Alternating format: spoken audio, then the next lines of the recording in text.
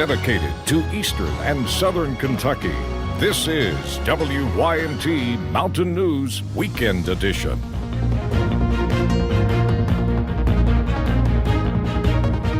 Good morning, I'm Taylor Upchurch. Today is Sunday, April 21st. This morning we start with breaking news out of Sri Lanka, where nearly 190 people have been killed and hundreds more hospitalized from 8 blasts that targeted churches and hotels. Officials say 2 of the blasts are suspected to be carried out by suicide bombers. St. Anthony's Shrine and the 3 hotels where the blast took place are in Colombo and are frequented by foreign tourists. Other blasts were reported at St. Sebastian's Church in Negombo, a majority Catholic town north of Colombo, and at a Zion Church in the eastern town of Batticaloa. Officials say no one has yet claimed responsibility for the blasts. We will continue to update our story on WYMT.com. And now let's check in with meteorologist Shane Smith for a look at your forecast this morning. Shane, how does it look out there today? Well, happy Easter, Taylor. The forecast looking nice and dry today. In fact, very improved conditions from what we were seeing yesterday. Mostly cloudy skies right now showing up at our webcam over at Whitesburg and Pinpoint Doppler. Nice and dry this morning, and we will take it. A little bit of fog up on the high mountaintops this morning, which is really just the low cloud deck. The low pressure system, which brought us the rain and the nasty conditions yesterday, it's heading up into New England. High pressure building in behind it, and that high pressure is what's going to give us some pretty nice weather for your Easter Sunday. We just got to scoot those clouds on out of here. Temperatures right now generally into the low 40s with a few upper 30s showing up, 37 right now into Wise. Most of us go into the low to mid 60s today with sunshine taking over around lunchtime. So overall, pretty nice weather for your Easter Sunday. And if you think today's weather is pretty nice, well, the beginning of the work week forecast is looking a whole lot nicer. We'll have more on that here in a few minutes, Taylor. All right, thank you, Shane. Kentucky State Police say a death investigation is underway after a body was found on the Paintsville golf course. Police say the body of a man was found just after 6 yesterday evening. The person was not identified, and we do not know the cause of death at this time. And in Clay County, deputies say they found 2 of 3 stolen vehicles, and one of them had been set on fire. Deputies say the story behind the cars starts on Monday when they got a call about the stolen vehicles. A day later, they found one of the stolen pickups, and then on Friday, they found the stolen blue Toyota Tacoma burnt and on a trail in Buzzard. Anyone with information about the thefts is asked to call the Clay County Sheriff's Office. And a visitation and memorial service were held yesterday for former Hazard Mayor Bill Morton. The service took place at Mountain View Chapel in Hazard. Morton served 2 terms as mayor of Hazard from 1970 to 1977. He was also a World War II veteran and often sang at church and community events. He started working at Home Lumber Company as a teenager and was president of the business from 1962 until 1988. And a Leslie County veteran received a surprise yesterday. Lyda Feltner had a highway near the Hayden Post Office named in his honor. Feltner is a veteran of the United States Armory as well. He served in both the Korean and Vietnam Wars.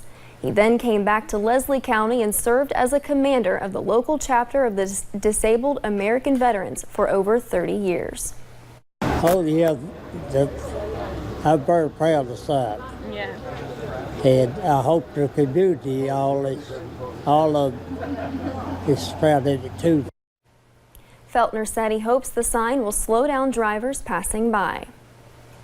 And now here's an inspiring story for your Easter Sunday. A young boy in Laurel County is battling a rare form of cancer. His treatment started several months ago. Last week, though, put a smile on his face. He met one of his heroes who reminded him to never give up. WYMT's Lauren McCourt explains. For the most part, Bryson Ivy is just your regular 12-year-old boy. I like to play video games. I like archery. Enjoying the same type of activities as most people his age. But on December 24th, 2018, Bryson was diagnosed with a rare form of leukemia, It was the worst nightmare in my life. having to begin treatment the very next day. They told us to pack for 3 days, and we stayed 40 straight days. The family now travels back and forth to UK's Children's Hospital 5 times a week. I thought my world had come to an end at first. On April 13th, doctors told him he would need a shunt. I knew that meant another surgery, and that was something that I didn't want to do. But what happened next changed his whole attitude. He said, I'm Reed Travis. And I said, no, you're tall.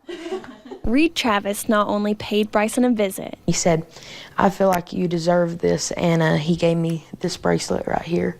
but gave him a reminder to never give up. And I couldn't believe I actually had a bracelet from a basketball player. Though Bryson will continue going through treatments for several more months, There's finally going to be an end to it, and I'll finally get to stop all this, and that's what I'm waiting for. he sees the light at the end of the tunnel. In Laurel County, Lauren McCourt, WYMT Mountain News. Bryson says he looks forward to returning to school in August and that he's thankful for all the support he and his family have received. And a casino operator is suing a tech company after a contract dispute shuttered its sports betting platform at 2 West Virginia casinos during the height of the NCAA tournament. Friday, a news release stated Delaware North filed a civil suit against Owymt Gaming. The suit is over a contract dispute. The casino operator's lawsuit says Owymt misrepresented its ownership of a key part of the sports betting platform. A horse died at Keeneland following a race on Friday afternoon. Officials say Ahmadine was injured during the race and later euthanized. This is the third horse death during Keeneland's 2019 spring meet. Keeneland officials say they're reviewing the deaths. And a zoo employee in Topeka, Kansas is reportedly stable condition after being mauled by Sanjeev, a 7-year-old Sumatran tiger, Tuesday, Saturday morning. According to zoo officials, an unspecified error led the unnamed employee and the critically endangered tiger to enter the same space as one another, after which Sanjeev pounced on the employee. Sanjeev, who came to the Topeka Zoo from Akron, Ohio in 2017, will not be euthanized. The zoo was open for business again 45 minutes following the attack. And Pope Francis attended a Holy Saturday ceremony and celebrated Easter Vigil on Saturday at St. Peter's Basilica in Vatican City. And in more Easter ceremonies, Pope Francis presided over the Lord's Passion ceremony in the Vatican Basilica on Friday afternoon.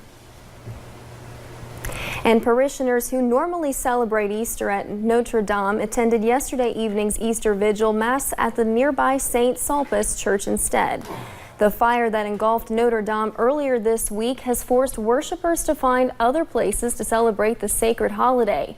The vigil started with a procession symbolizing Christians' belief that Jesus triumphed over death by resurrection following crucifixion. Inside the packed church, the congregation held candles, providing the only light for the first half of the Mass.